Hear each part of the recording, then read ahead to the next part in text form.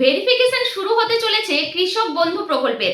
তবে অনেক নাম বাতিল হতে চলেছে কৃষক বন্ধু প্রকল্প থেকে। তবে কারা টাকা পাবেন এবং কারা পাবেন না, সব থেকে বড় বিষয় এটাই। ভেরিফিকেশন কিভাবে করবেন, কি কি ডকুমেন্টস জমা দিতে হবে, আপনাদের সামনে পঞ্চায়েত বা বিডিও অফিস থেকে একটা ফর্ম বেরিয়েছে। সেই ফর্ম কিন্তু আপনাদেরকে ফিল আপ করতে হবে, আপনাদের ডকুমেন্টস সহ সেটা জমা দিতে হবে।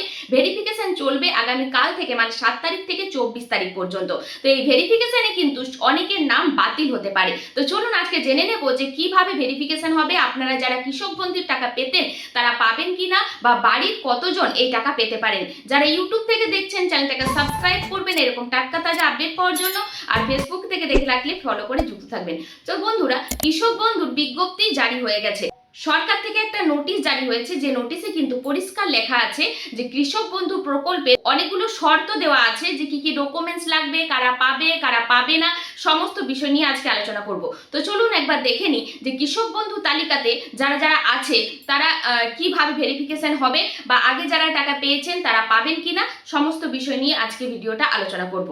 কৃষক বন্ধু যে বিজ্ঞপ্তি, সেই বিজ্ঞপ্তিতে কিন্তু পরিষ্কার লেখা আছে পশ্চিমবঙ্গ সরকারের কৃষি বিভাগ থেকে এই বিজ্ঞপ্তিটা জারি হয়েছে।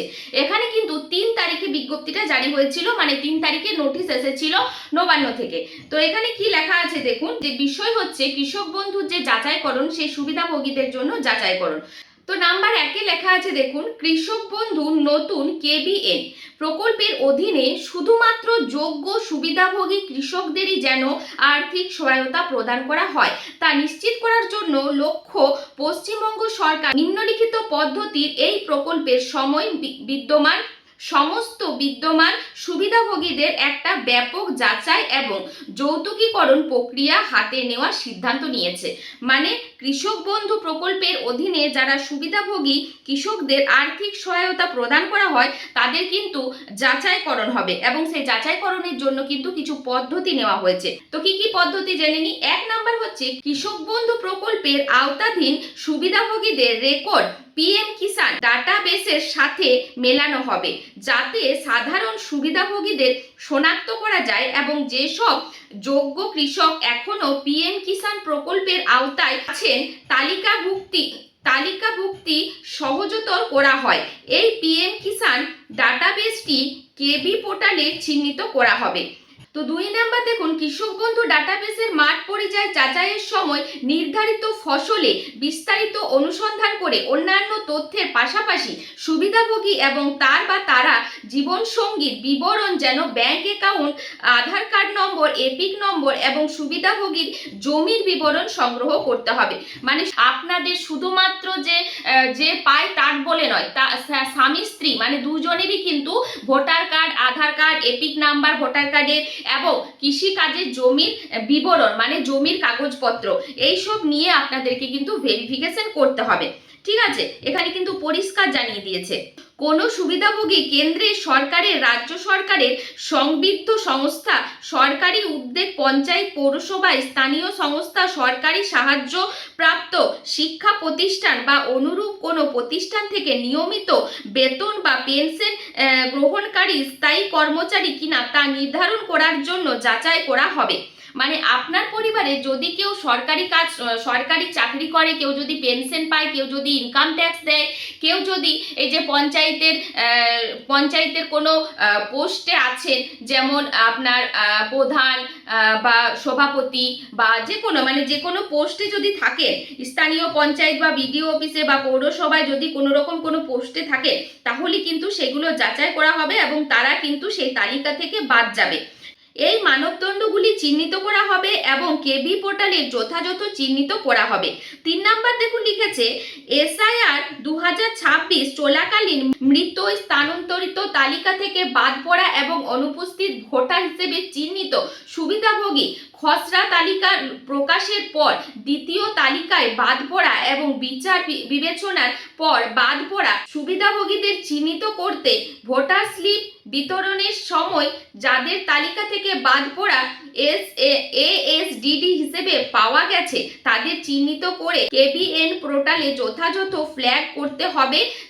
যে সকল সুবিধাভোগী এসআইআর ট্রাইব্যুনাল অ্যাপিল করেছেন অথবা নাগরিকত্ব সংশোধন আইনের অধীনে যাদের আবেদন বিচারাধীনে রয়েছে তাদের কৃষক বন্ধু পোর্টালে যথাযথ ফ্ল্যাগ করতে হবে। দেখুন, মানে এসআইআর থেকে যাদের নাম বাদ চলে গেছে, যারা ভোটের সময় ভোটার স্লিপ থেকে মানে অনুপস্থিত ছিল, মৃত যারা, এই সবগুলো কিন্তু আপনাদেরকে যাচাই করবে, তারপর কিন্তু এই কৃষক বন্ধুর প্রকল্পের টাকা দেওয়া হবে। তারপরে দেখুন 4 নাম্বার লিখেছে সুবিধাভোগীদের মধ্যে একটা প্রমিত যাচাইকরণ ফর্ম থাকবে, যেটা কিন্তু বিতরণ করা হচ্ছে আপনার পঞ্চায়েত, বিডিও অফিস বা পৌরসভাতে।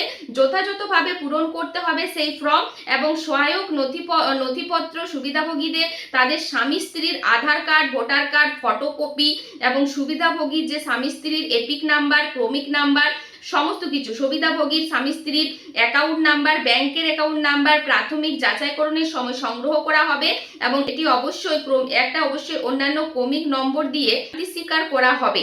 তো বুঝতেই পারছেন যে স্বামী স্ত্রীর দুজনেরই কিন্তু Aadhaar card, voter card, PAN card, ব্যাংকের অ্যাকাউন্ট নাম্বার এবং কৃষিকাজের জমির যে কাগজপত্র সব কিছু কিন্তু যাচাইকরণ করা হবে। আর সব কিছু নিয়ে কিন্তু আপনাদের বাড়ির সামনে পৌরসভা বা বিডিও অফিসে যে ফর্ম দেওয়া হচ্ছে সেই ফর্ম ফিল আপ করে জমা দিতে হবে।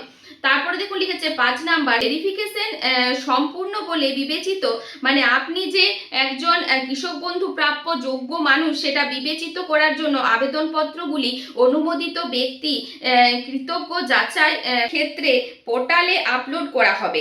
যাচাইকারী কর্মকর্তা সুপারিশ সমূহ লিপিবদ্ধ করবেন, যাচাইকৃত হিসাবে চিহ্নিত করবেন এবং চূড়ান্ত অনুমোদন বা প্রত্যাধানের জন্য আবেদনপত্রটি পরবর্তী কর্তৃপক্ষের কাছে পাঠানো হবে।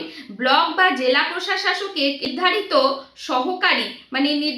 সহকারী কৃষি পরিচালক এবং কর্তৃক তারা যারা মানে অফিসার আর কি, তারা আবেদনপত্রের চূড়ান্ত অনুমোদন বা প্রত্যাখ্যানের জন্য উপযুক্ত কর্তৃপক্ষ হবে। শুরুর তারিখ থেকে 4 সপ্তাহের মধ্যে সম্পূর্ণ করতে হবে।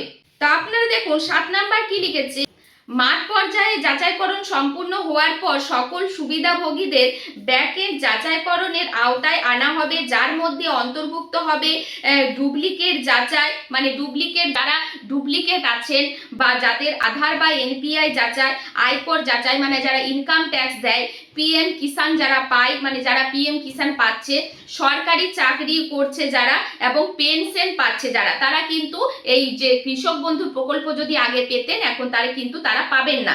কৃষি অধিদপ্তরের পক্ষ থেকে সময়ে সময়ে প্রদত্ত নির্দেশনা অনুযায়ী নির্ধারিত পোর্টালের পরিমার্জন এবং সিস্টেমে প্রস্তুতি সমূহ কাজ সম্পূর্ণ করবে। 9 নাম্বার লেখা হয়েছে উপযুক্ত কর্তৃপক্ষের সম্মতিক্রমে এটি যাচাই করা হবে। তো বুঝতেই পারছেন যে কারা পাবেন আর কারা পাবেন না।